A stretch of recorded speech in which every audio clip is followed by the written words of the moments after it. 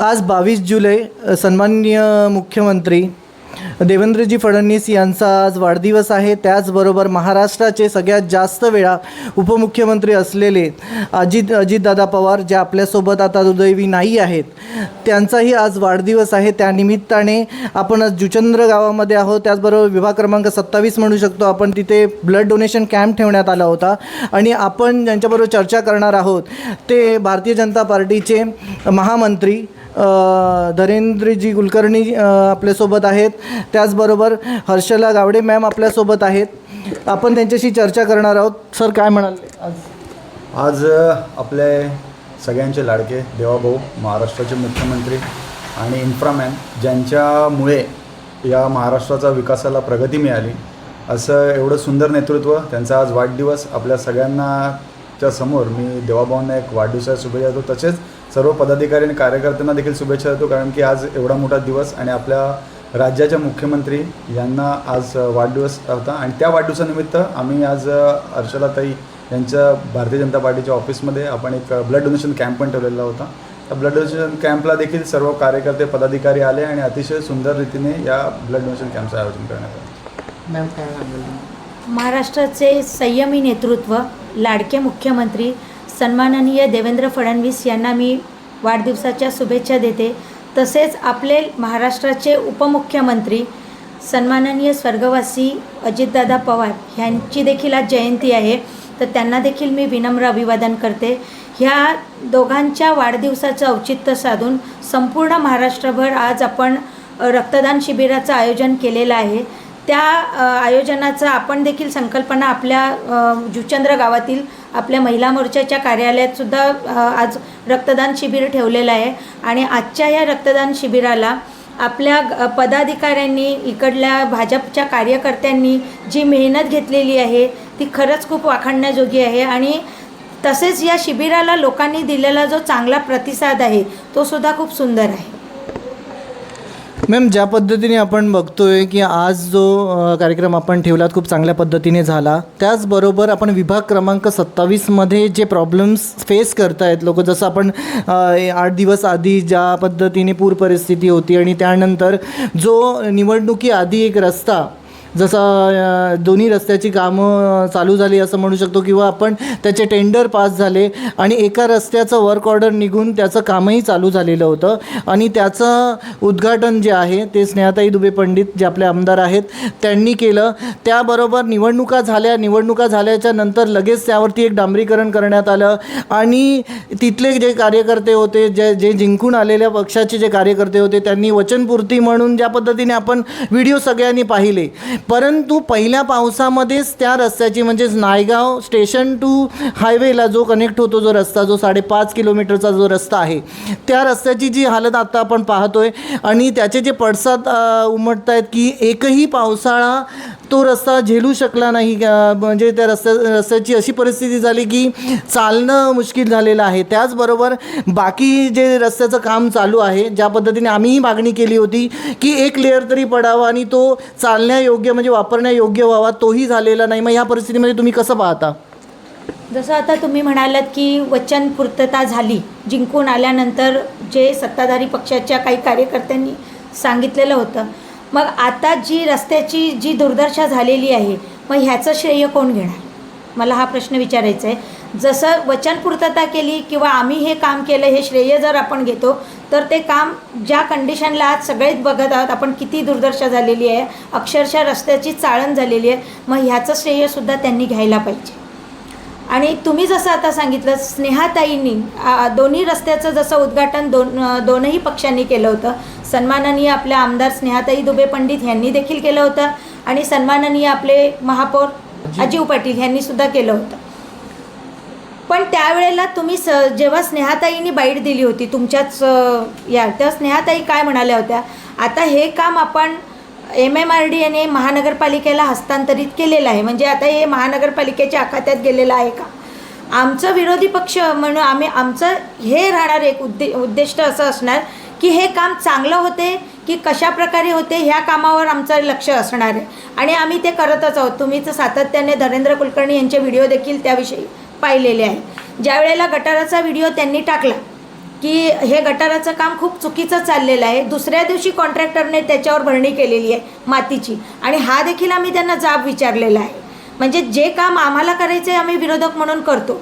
As a सत्ताधारी म्हणून त्यांनी अजीव पाटील यांनी जसं सांगितलं होतं की हा जो रोड आहे वामन धाबा तो बोयदापाडा, तो रोड आम्ही 2 महिन्यामध्ये पूर्ण करू. मग त्याच्यानंतर त्यांच्या कार्यकर्त्यांनी आम्ही आंदोलनं करू, आम्ही आमच्या पक्षाविरुद्ध काही म्हणजे आवाज उचलू, मग तो अजून कुठे दिसत नाही आहे. फक्त पत्रव्यवहार करणं म्हणजे आम्ही काम करतो असं होत नाही आहे.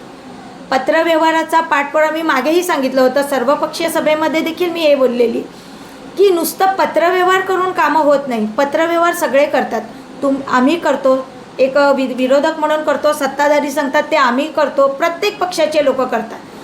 तसंच सामान्य जनता देखील करते, आपल्या रिक्षा युनियनचे लोक देखील पत्रव्यवहार करतात. पण त्या पत्रव्यवहाराचा योग्य रीतीने पाठपुरावा होतो की नाही हे कधी बघितलेलं आहे का?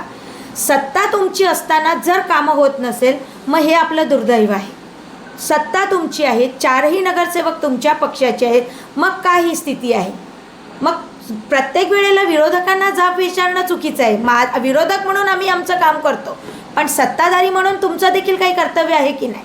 विरोधक म्हणून आमचं जे काम आहे निवेदन द्यायचं, पत्रव्यवहार करायचं, ते आमचं आम्ही करतो. आम्हाला पण माहिती आहे कुठे पत्रव्यवहार करायचे. आमचे आमदार देखील त्याचा सातत्याने पाठपुरावा करत आहे. हे कोणालाच चुकले म्हणजे अजून निदर्शनात तुमच्या सगळ्यांच्या आलेलं आहे, हे लपलेली गोष्ट नाही आहे. मग तुमचं काय काम आहे? आज 27 प्रभागमध्ये इतक्या मोठ्या प्रमाणामध्ये पाणी भरती झालं, ह्याचं क्रेडिट कोणाला जाणार? मग ज्या पद्धतीने आपण बोलता आहात की आम्ही लक्ष ठेवणार आहोत किंवा आम्ही जाब विचारणार आहोत, त्याच पद्धतीने आम्ही तुम्हाला प्रश्न केला आहे की जर समोर परिस्थिती तुमच्या समोर आहे, वस्तुस्थिती जी आहे, खड्ड्यामध्ये पूर्ण रस्ता गेलेला आहे, डांबर वाहून गेलेला आहे, मग आता तुम्ही त्या कॉन्ट्रॅक्टरवरती किंवा अजून काय तुमचं काय पाऊल असणार आहे पुढे? मी आता जसं तुम्ही सांगितलं तसं आम्ही ह्या कॉन्ट्रॅक्टरला जर तो काम करत नसेल तर तुम्ही त्याला ब्लॅकलिस्टमध्ये टाका, हे सुद्धा आम्ही निवेदन दिलेलं आहे. मग त्यांनी ते टाकायला पाहिजे ना. का तेच अधिकारी घेऊन बसलेत तुम्ही? अधिकारी, माझा हाच प्रश्न आहे की अधिकारी हे काम का म्हणजे व्यवस्थित करत नाही आहेत? का तुम्ही त्या कॉन्ट्रॅक्टरला ब्लॅकलिस्टमध्ये टाकत नाही आहेत अजूनपर्यंत? आपल्या डोळ्यासमोर आहे. मग सत्ताधाऱ्यांनी सुद्धा त्या कॉन्ट्रॅक्टरला ब्लॅकलिस्टमध्ये टाकण्यासाठी काहीतरी प्रयत्न करायला पाहिजे ना. का तुम्ही त्यांना धरून बसलेले आहेत अजून? हा एक विचार करण्यासारखा प्रश्न आहे. बरोबर. तेच कॉन्ट्रॅक्टर का पाहिजेत? जर काम होत नसेल तर तुम्ही काढा ना त्यांना, ब्लॅकलिस्टमध्ये टाका, दुसरे नाही आहेत का?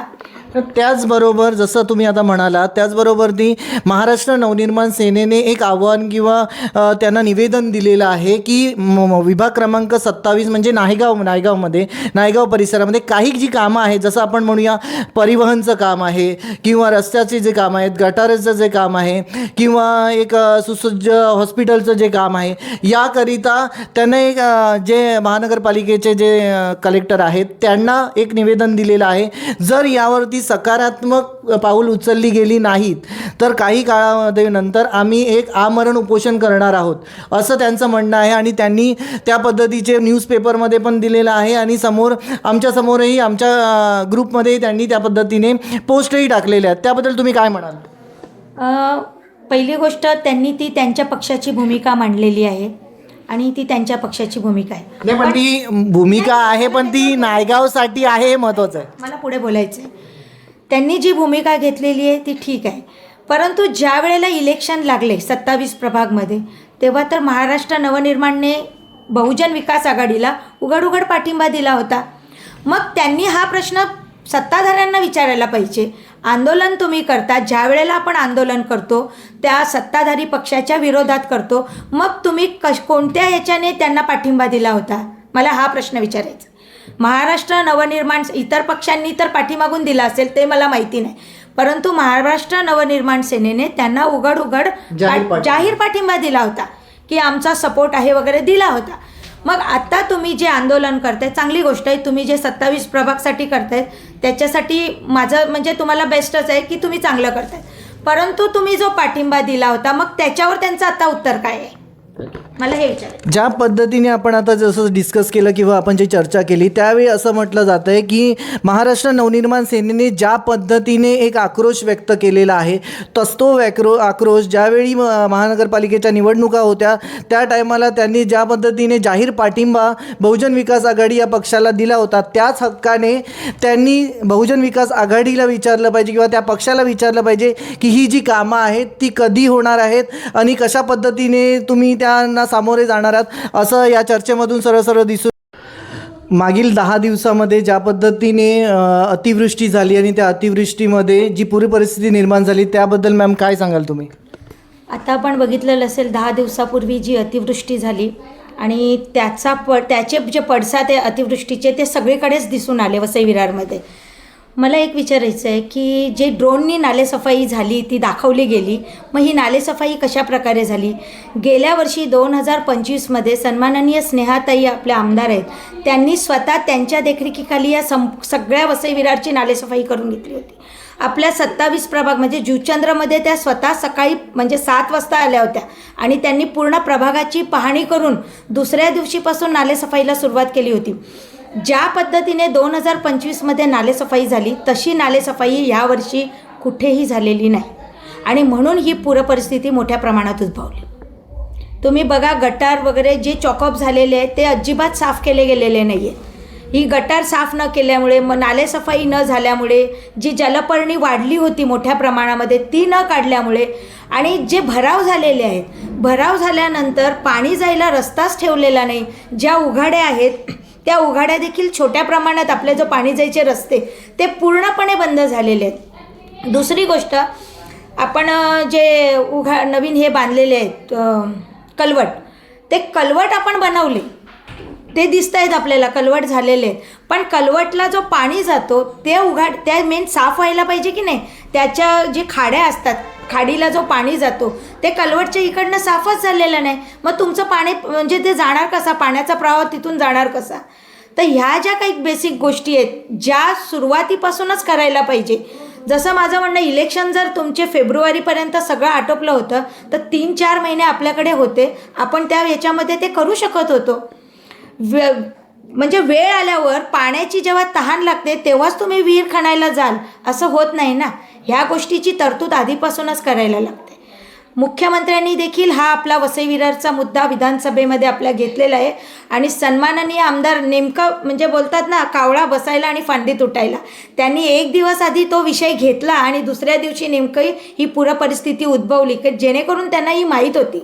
अधिकारी ज्या पद्धतीने शासनाची दिशाभूल करत होते की वसई विरार ही कब्बशीसारखी आहे कब्बशीसारखी आहे, ह्या पद्धतीने जो दिशाभूल करत होते ह्याच्यावर देखील महापालिकेने अधिकाऱ्यांवर, माझं तर सन्माननीय आयुक्तांना अशी विनंती आहे की तुम्ही जे वर्षानुवर्षे इथे खितपत पडलेले बिनकामाचे अधिकारी आहेत ना त्यांना आधी इथून उचलून बाजूला करा. माझा सगळ्यात आक्रोश या अधिकाऱ्यांवर आहे.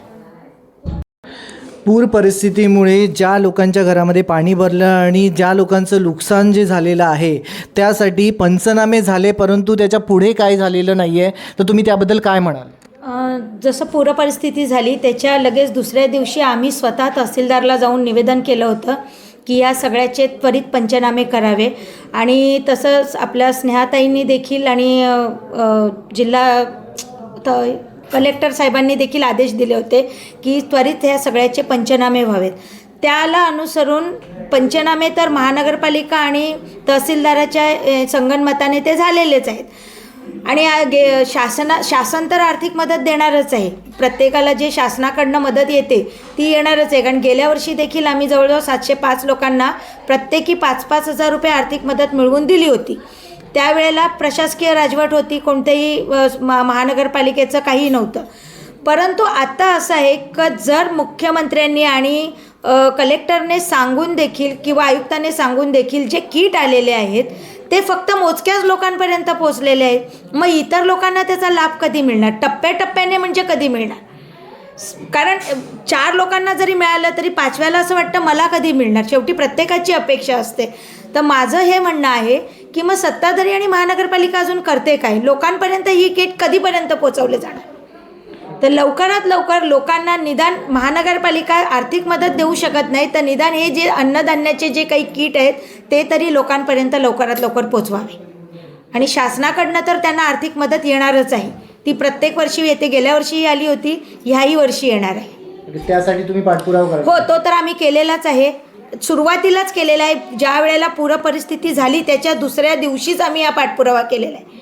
आणि त्याचं लेटर मी असं ऑफिशियली जाहीर देखील केलं होतं की तहसीलदारांना जाऊन याचा पाठपुरावा केला. तहसीलदारांनी आम्हाला त्याच्यावर लगेच सांगितलं की स्वतःच तहसीलदार बोलले की महानगरपालिकेच्या लोकांना घेऊन, कर्मचाऱ्यांना घेऊन, कारण आमच्याकडे तेवढं संख्याबळ कमी होतं, कारण मोठ्या प्रमाणामध्ये पूरस्थिती निर्माण झालेली, म्हणून त्यांनी दोघांच्या संगनमताने पूर परिस्थितीचा जो आहे तो आढावा आणि पंचनामे केले होते.